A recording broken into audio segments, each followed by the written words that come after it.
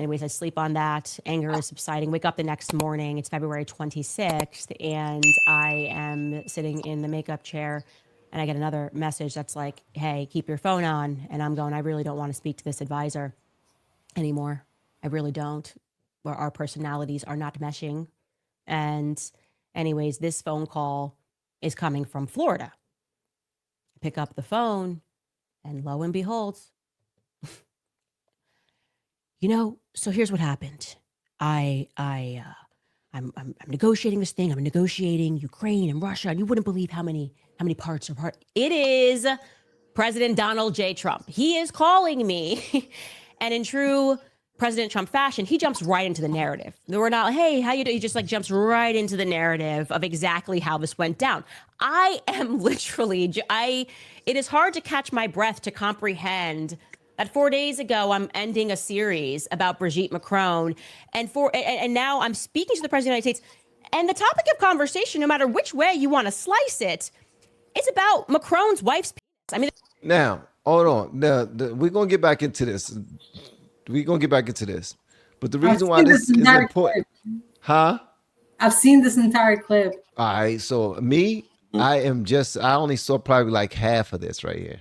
But the reason why I'm putting it on is because earlier the video we were talking about, Candace Owens was telling us a story about a conference call that she was on with the lawyers of the Macrons.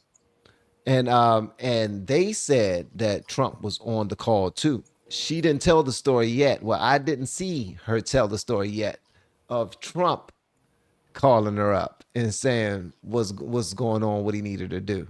So the fact that she just now said we are talking about someone's, I think that's absolutely hilarious. Let's continue. There's no other way to say it, right? And so he just jumps right into the narrative. He's like, I'm negotiating. You wouldn't believe how many pieces this person wants this person. If this person wants this, and you have no idea how much is involved when you're trying to get one of these deals done, Anyways, I have Macron. I like Macron. We're speaking at the White House, and I'm walking him to his car.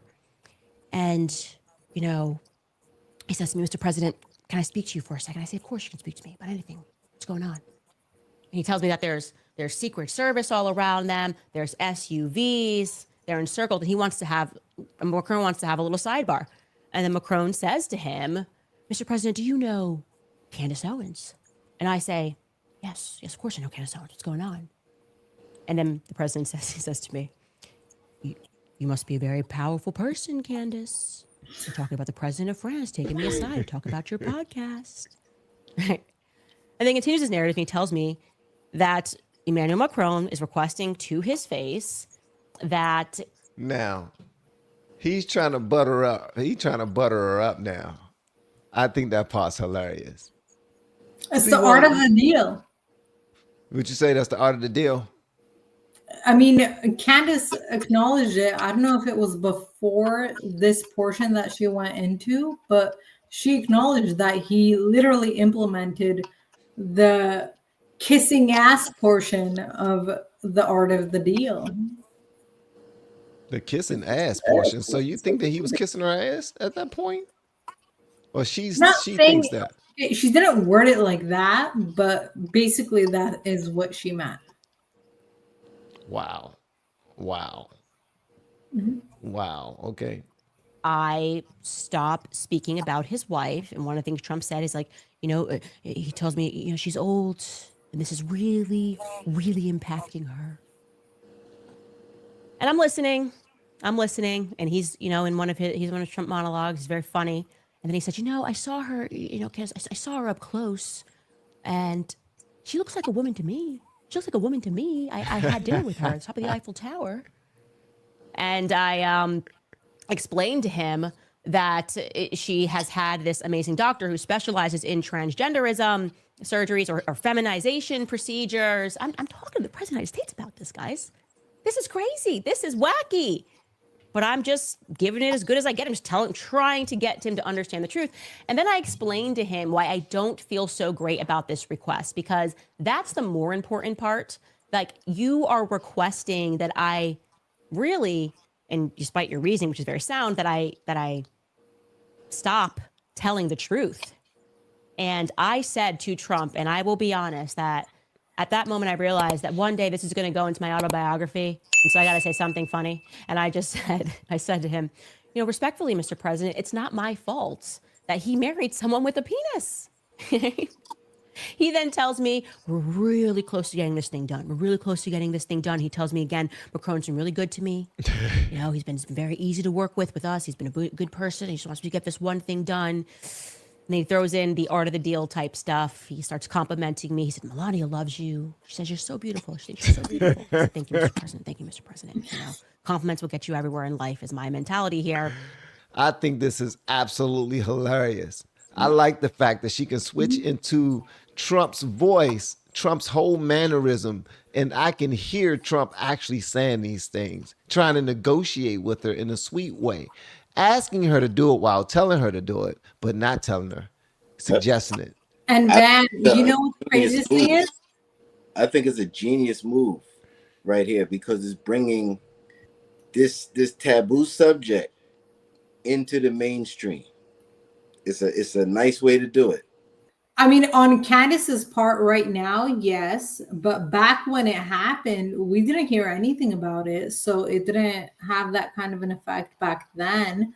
But it's a build-up. It's a build-up. Of course, It's a build-up. You're right. You're 100% right. But what I think is phenomenal is that Candace is not even putting down Trump in what he did in terms of telling her, like, hey, just don't talk about this.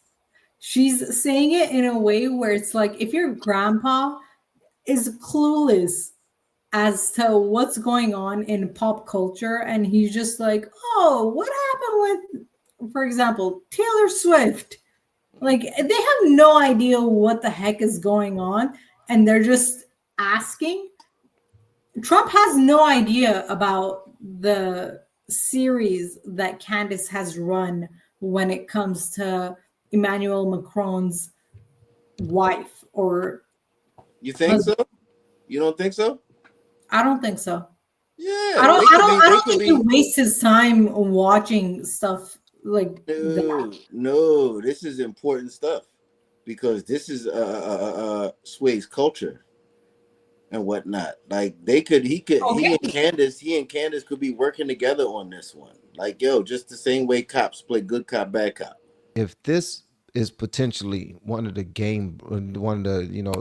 this is the line over the sand that I just don't want to walk across anymore. And we can work out some peace deals when it comes to this country and this country no longer fighting and no more people dying.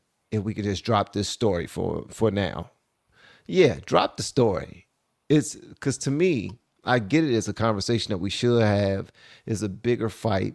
This is good versus evil and all this stuff. We got to have these conversations. And I believe this is actually genius if they are working together to get this conversation going again, because that the Democrats, the only way they would talk about it if it looks like two top Republicans are at odds or something, or the conservatives the base is just crashing, they will talk about it.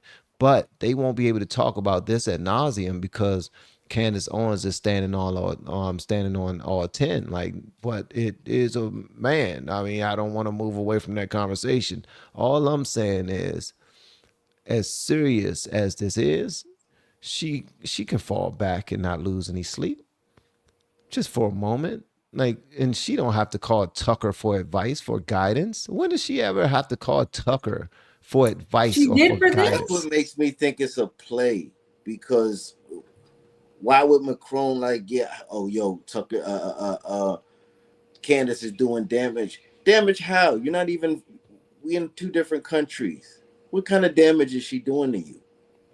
The average black person don't even listen to Candace. And most people think, like they said, they think she's a grifter and a lot of things like that. Like, what kind of damage is she doing to you? Apparently a lot in his backyard. Pause. No Diddy. He's having a Will Smith moment. Saying she is, keep my wife names out your mouth. I'm not saying that she's wrong, but what I am saying is that I feel like this is a silly hill to try to die on.